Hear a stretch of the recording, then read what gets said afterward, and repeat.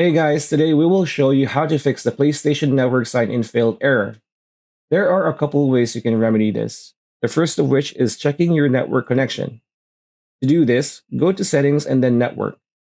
In Network, check your connection status if it's good. Here, you can also test your internet speed through the PS5's connection speed test.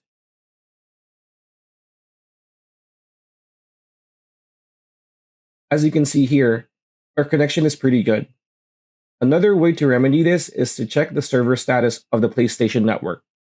You can do this by opening any browser or your mobile device and go to the PSN service status page at status.playstation.com, where you will be able to see if their servers are running normally or not. Here, you're going to see all services are up and running if it's normal. Account management, gaming and social, and PlayStation Store are all green. If not, you're going to see a different one, meaning that there is an issue on their servers. The last thing you can do is to turn off or reset your router. Do this by turning off your router for a couple minutes to make it rest, and then afterwards turn it on again to see whether or not that helps and remedy the situation. Hope these options help you. Thanks for watching. Until next video.